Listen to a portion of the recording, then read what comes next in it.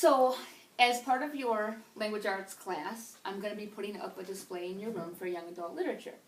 Those of you who are here have you have the signed permission form here from your parents, because we generally don't keep these types of books in our library here at school.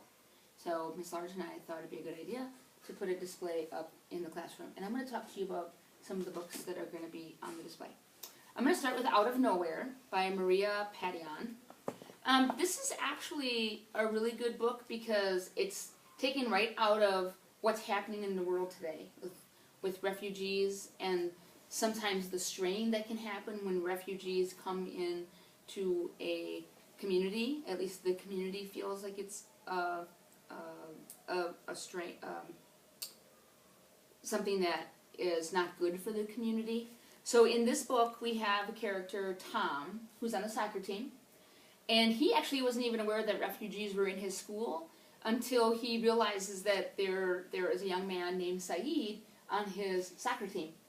And Saeed is a really good soccer player, like excellent, the best player on the team. So as is often the case, when somebody comes out of nowhere and just starts exploding on in a way that the whole community sees, it's going to be put under a microscope, and that's what happens. So Saeed's eligibility to play soccer comes under question, mostly because he's a refugee and they can't verify his age. And then Tom tries to help out. I'm not going to tell you what he does. He tries to help out, and he actually makes it worse. But by making it worse, he actually starts to figure out what kind of person he wants to be, and that he shouldn't be judging people just because they're not from the United States. So I think this is a good one. If you're interested in any kind of sports, I think you'll relate to this. And just being around people who I guess I would say, I don't want to say different, but people who weren't born in America. You might have a new way of looking at their experience through Out of Nowhere. And the next one is All the Bright Places. This is actually a really good book. So in here you're going to meet Theodore and Violet. They're kind of opposite. Violet's a pretty good student. She has lots of friends. Theodore is known in school as the freak because he has really erratic behavior. He has a very small group of friends, like only 2 or 3. And then one day they meet on the bell tower at school because Violet is wanting to kill herself. And Theodore saves her from killing herself, except that the way that they spin the story is that she saved him from killing himself. The reason Violet wanted to kill herself is her sister actually died in a car crash not too much earlier than when she decided she wanted to kill herself. And her parents, the way her parents deal about her sister is they just don't talk about it. So that's a lot of restraint, and then she won't get into a car because it was a car crash. Violet won't get into a car. And then through Facebook, her and Theodore become really good friends. And they actually begin to love each other.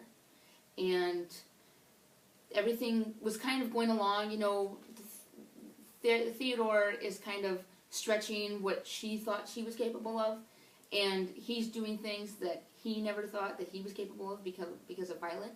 And then he meets with the school counselor, and the school counselor says, "Have you ever thought that maybe you might be bipolar?" And so everything he knew about himself, he just thought that he was, his own person, that he did all these things that were kind of erratic. He did all those things because that's who he was. He didn't realize that it actually could be because of a disease. And that throws him for a loop, and he disappears. I'm not going to tell you what happened to him. But I think Violet grows a lot also throughout the book because she actually confronts her parents.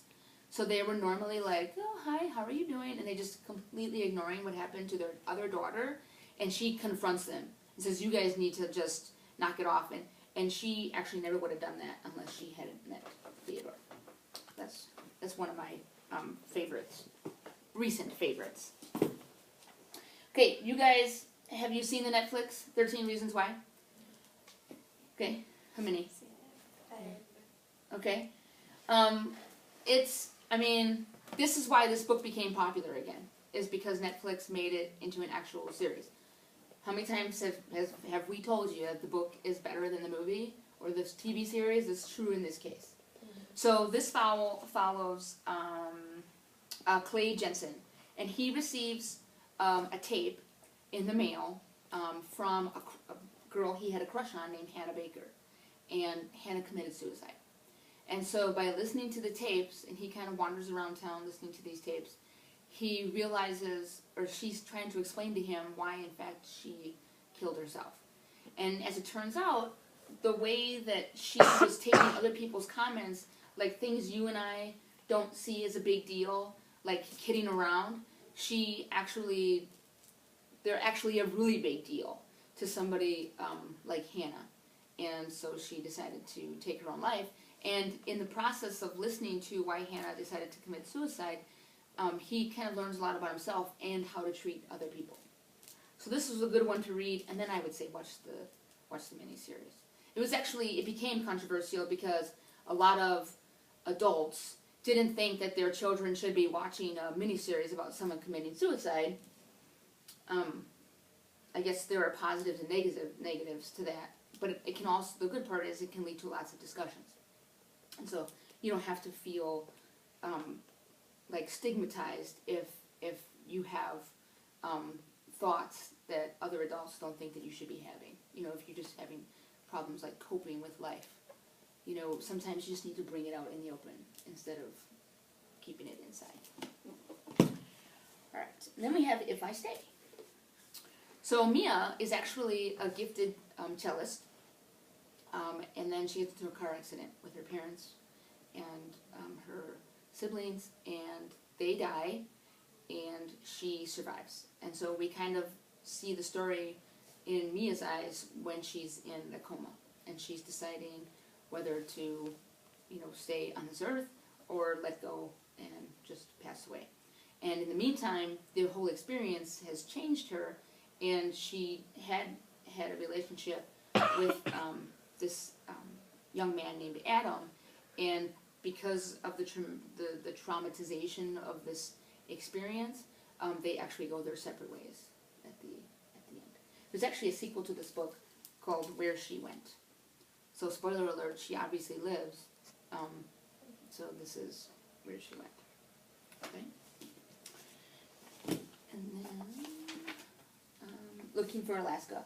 So this book was, if I remember correctly, it was actually written a long time ago. Let me just familiarize it was written in 2005. And in 2000, so he re-released it, okay, after 10 years after he re-released it in 2015. So Looking for Alaska.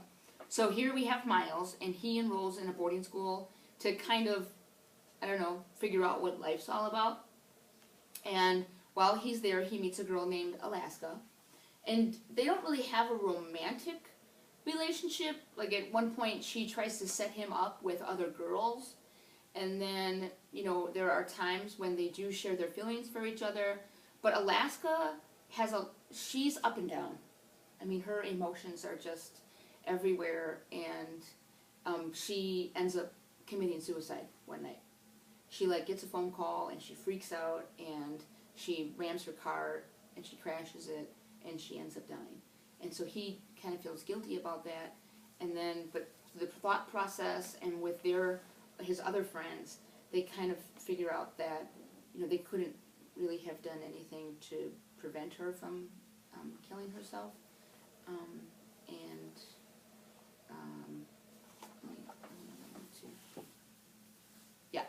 So then he kind of realizes that she would want him to just let go and move on with his life.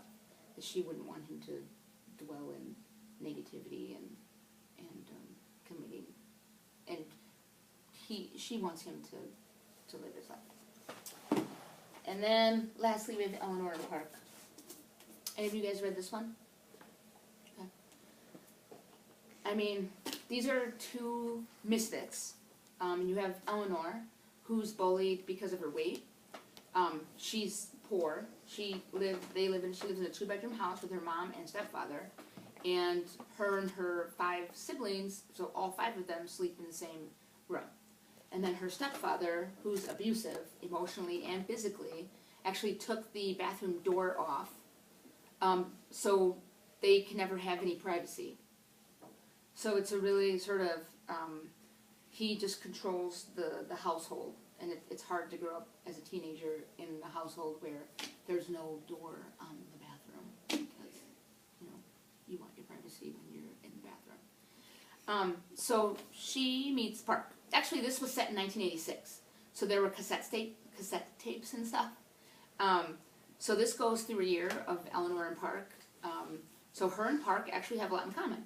They like alternative music, and they like comic books. And Park, so Eleanor is like poor, and she grows up in an abusive household. Park has a more stable household. He wouldn't call it perfect. He often feels very self-conscious because he's part Asian, and he feels like that sets him apart. His dad wants him to be into Taekwondo, and Park doesn't really, you know, have a lot of interest in that. But he does make a connection with Eleanor, and he actually ends up professing his love for her. But because she's been bullied for so many years over her weight and how she looks and how poor she is, because she wears all these weird clothes because she doesn't have any money for clothes, so she makes do and just puts things together to wear to school. But he doesn't care, and he loves her. But her life becomes so uncontrolled at one point that her aunt and uncle want to move her to Minnesota to take care of her because her stepfather is like out of control. And she leaves, and then the book actually leaves you with a little cliffhanger because she only writes him back, and the postcard only has 3 words on it, but it won't tell you what the 3 words are. So as the reader, you're not sure if it's something like an I love you back, or if it's something else. But you're gonna fall in love with these characters. It's just about being different, and then kind of just dealing with being different and accepting somebody for who they are. And that's it. I hope you enjoy all the selections we put over there. Yeah, just read.